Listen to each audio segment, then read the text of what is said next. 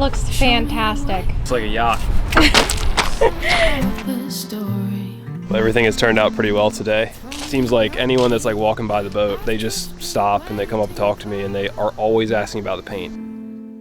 I see it sometimes behind those kind eyes. I see it sometimes behind those kind eyes. Wake me up when this is all over. Take my heart with over. All right, so I've put together this measuring device for laying out my water line. This is gonna allow me to make sure that the paint line as I go down the hull, because it's curved, especially towards the back end, from the side view, it's gonna make sure that it still looks like a 1/2 inch. But the line itself, the water line area there, is going to be a lot thicker than a 1/2 inch. This first line, anyway, is gonna be a lot thicker than a 1/2 inch. Basically, I'm just gonna follow along the bottom of the water line, like the whole way down, to establish the first line, and then I'll come back and tape, and then I'll do my next line, and then my next line, and so on, basically until I have all my lines.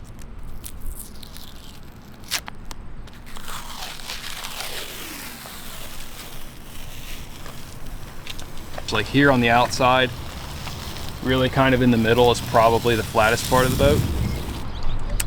And because of that, this is going to be close to an actual 1/2 inch, but then towards the back where it really starts to curve in towards the water line, it's going to have to be longer and longer and longer to appear like a 1/2 inch from the dock or from the water, wherever you're looking at it from. So that's how I've seen it done. I've never actually done this before, so this is my first time trying this, but it seems pretty easy and like it will actually work. So we're going to see if we can actually make this work and see how it looks. So I'm gonna mark this first line and see how it goes.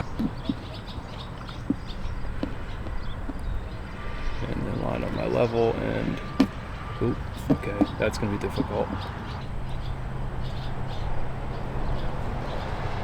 I guess I gotta just eye this the whole way down when I do the tape.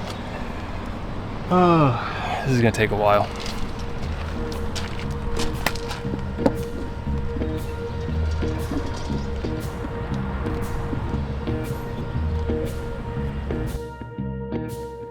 Getting this first line established is a big deal, since all of the other lines are going to be based on it. So I took my time, went slow, making sure to double check my marks and eye the line every so often.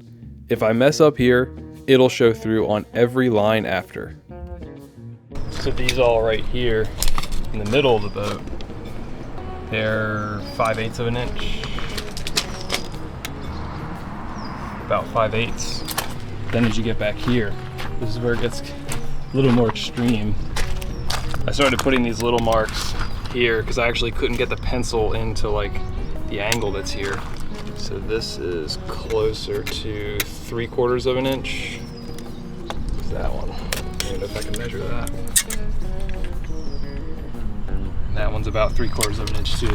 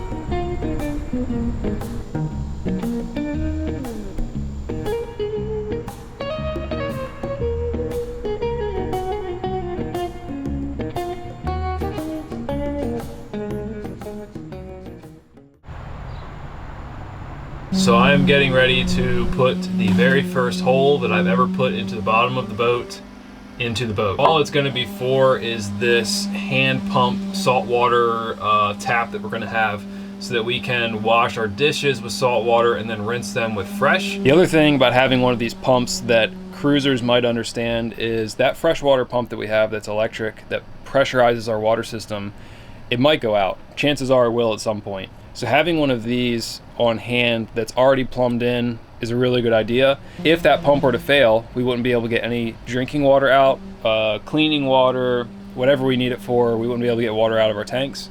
So having one of these installed and like ready to go is ideal, because then I can just simply swap over the hoses from the freshwater side and then just, you know, plumb it right up to this. Here goes nothing.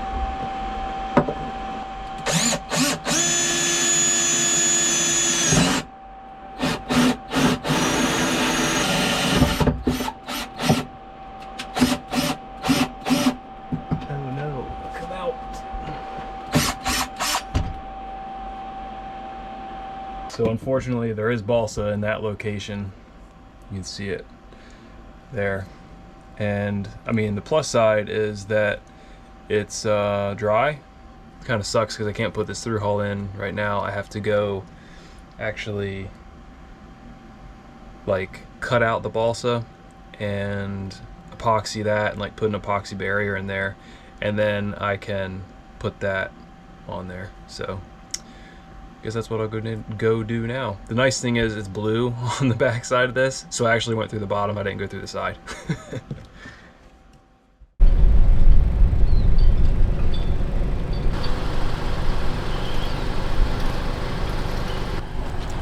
So I'm getting ready to put on the final coat on the waterline, the double waterline, the cove stripe, the arrow, all that stuff I taped up the other day.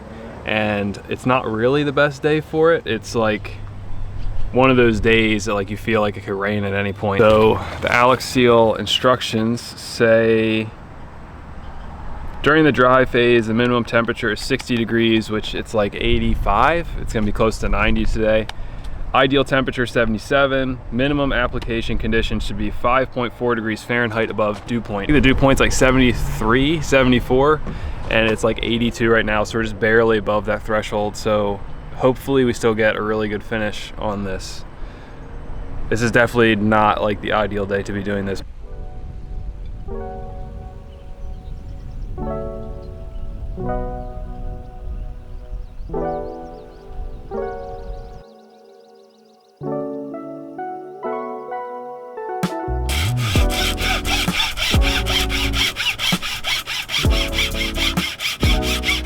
Okay guys, for those of you who might have not painted a boat before, let me explain this to you as simply as I can. This paint is not like your average household paint. There are multiple parts that need to be mixed together at specific ratios. It's a bit like baking. Every single ingredient matters. Too much or too little baking soda in your favorite Christmas cookies and, well, they could turn out flatter than a pancake. The same is true here. You get the ratio of converter to paint wrong and your paint might not harden. Or if you don't add enough thinner, things might not level out the way you wanted them to. It's super important to get your mixture just right.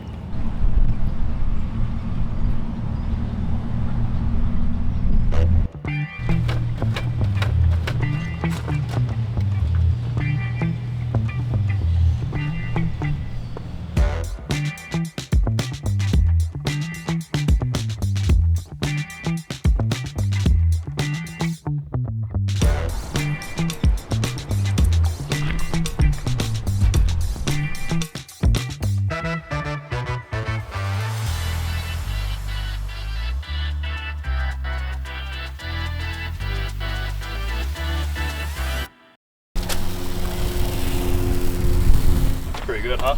Mm-hmm. Looks great. Are you doing it slowly because you might pick up some of the white? I'm on multiple pieces of tape here, Oh. so I just want to make sure that it just gets a nice, like, straight edge. I spent the rest of the day peeling off the tape and then taping over the fresh paint so that we were all ready for the next step.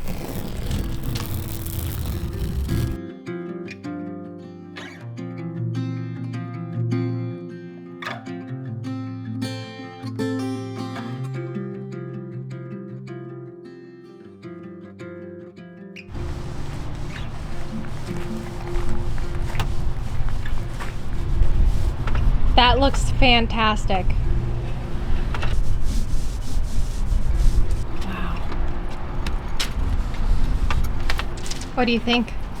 Looks like a yacht.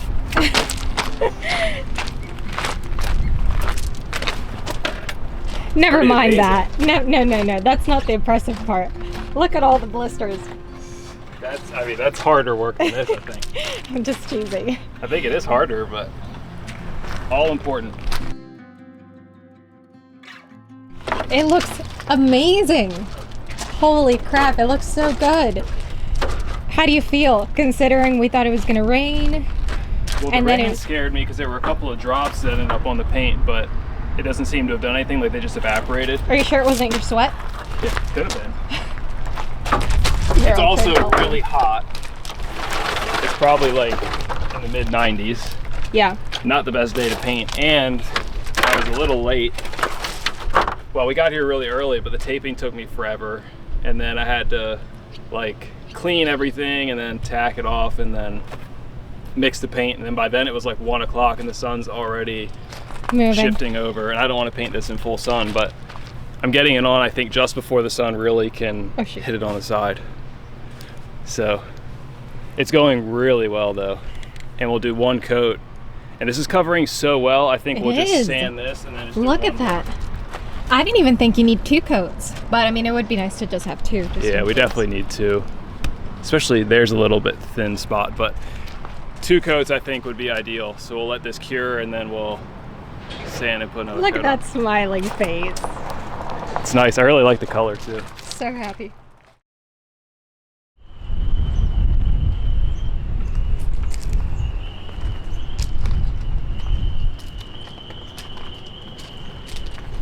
So this is just one coat of the paint, and obviously it looks really good. The reflection is really good. There's really not that much orange peel, but I need to put one more coat on there. I was gonna do 3, but I decided to do 2 for now because the coverage of this first coat was so good. Especially on the second side that I did, I got pretty good at making sure it was fully covered without getting any runs. So I'm just gonna sand this coat down and then put on a second coat, and then we're done. I'm gonna save you guys from all the sanding. I'm not gonna show you all of that because you've seen plenty of that already. So I just need to get this whole boat sanded, and I'm gonna try something with this camera. Let's see if this works. She is all sanded down, and this is the final coat.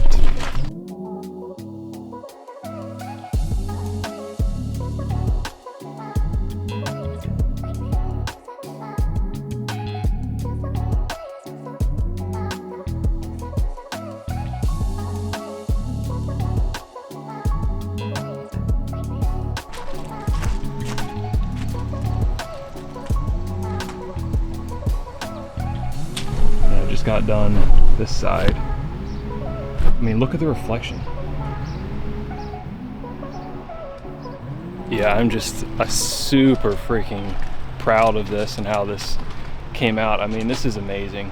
I just texted Orly, like, I'd imagined it looking like this, but you always imagine something that's like perfect, and it never comes out that way, but this is so close to what I'd pictured. I mean, it's just, this stuff is amazing. I don't know, I've seen some videos of people doing this on YouTube, and it comes out really good, and I don't know, even with just the roller, but it's like, it's not that difficult. So like, here's another example of Alex Seal just doing its thing. Just a roller, no tipping, and picking the right condition, like pick the right day, and you can get amazing results out of this stuff. It's absolutely incredible, just incredible.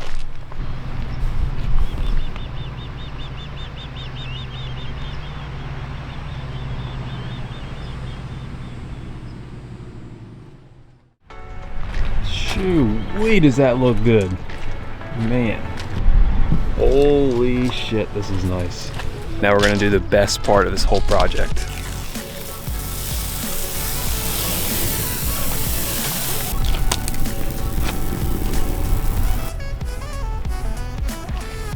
None of the white paint peeled off. I was a little bit nervous about that, I'm not gonna lie. That would really suck.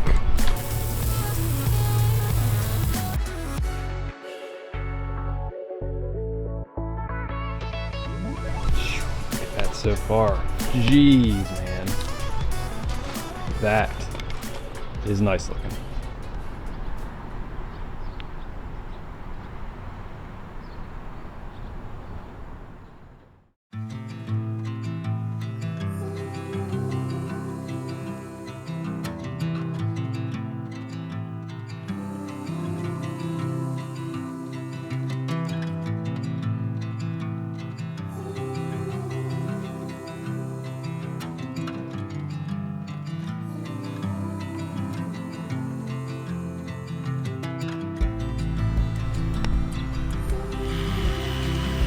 Well, it has been an absolute marathon this past week and a half to get this boat back in the water. I've had a few friends come over and help me. Orly's been helping me. It's just been constant nonstop. There's been a couple of times like I've come down here and Orly's been here and she's already working because she had the day off, and then I get here and we really don't even say anything to each other. We just kind of like fall into our what we kind of had planned for the day and just start cranking it out. I got one of my friends coming today, luckily, thankfully, because we do have some work we got to get done. Today is Saturday and we need to be fully bottom painted and ready to go in the slings on Wednesday. That means by Tuesday night I need to have the whole bottom totally done. That is blue.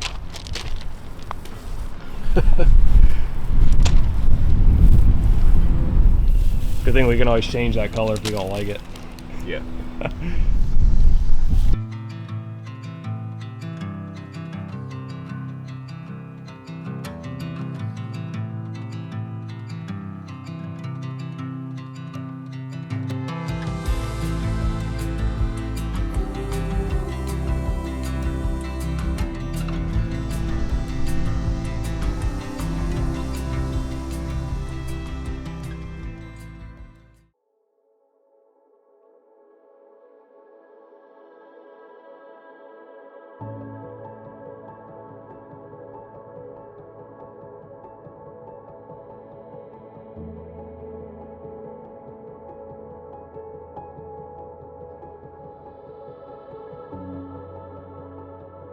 So tonight is the last night in the boatyard, and it feels so good. But I did have some work to do. I've already gone ahead and dropped the centerboard, which is down there. It's all painted now. I sanded all of it. It was really caked in paint, probably like a decade or two worth of paint on there. Look at the stuff that fell out of the centerboard trunk. It's literally a whole oyster shell was growing in here, which is insane. Like, there's like a whole ecosystem up in here, and it's really hard to service this thing and paint it, but you know, there's where I just touched that, of course.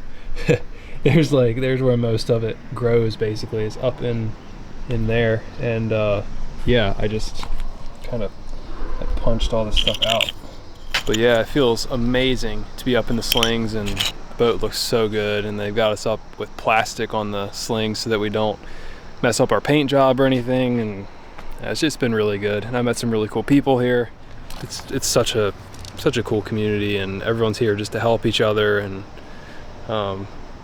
yeah, it's just, there's nothing really like it. I mean, everyone is so friendly, and I don't know what else to say. I mean, friendly, and they want to help. I mean, what else can you ask for? But yeah, put one more coat on this, and tomorrow is launch day. Big time. Hopefully we don't leak. Hopefully it goes well.